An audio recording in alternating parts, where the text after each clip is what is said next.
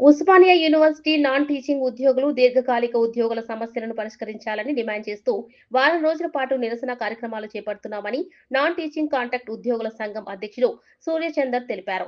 నిరసనలో భాగంగా OU arts కళాశాల నుండి పరిపాలనా భవనం వరకు నాన్ టీచింగ్ కాంట్రాక్ట్ ఉద్యోగులు బైక్ ర్యాలీ నిర్వహించి నిరసన వ్యక్తం చేశారు.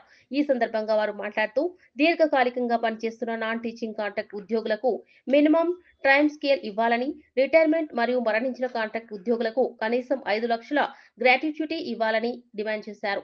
విశ్వవిద్యాలయం లో కామర్స్ విభాగంలో నేను కాంట్రాక్ట్ ఎంప్లాయీని. నేను గత 15 సంవత్సరాలుగా పనిచేస్తున్నాను.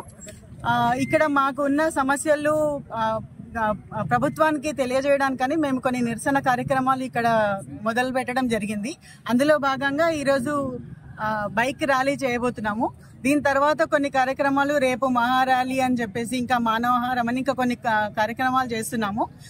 అట్లీస్ట్ ఈ కార్యక్రమాలు చేయడం వల్ల అన్న ప్రభుత్వానికి ఏమన్నా మా గురించి మాకున్న ప్రాబ్లమ్స్ గురించి ప్రభుత్వానికి తెలుస్తుంది అని చెప్పి మేము అనుకుంటున్నాము.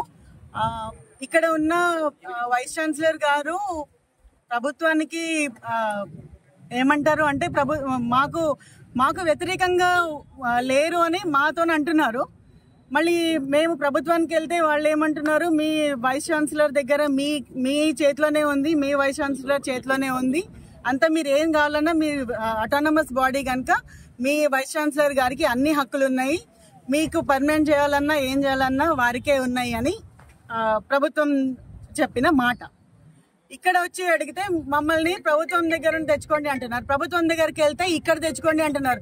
మమ్మల్ని అటు ఇటు తిప్పుకుంటూ కాలయాపన చేస్తున్నారు తప్పిస్తే వేరే మాకు 1 రూపాయి పెంచింది లేదు. 4 ఏళ్ల నుండి 1 రూపాయి పెరగలేదు.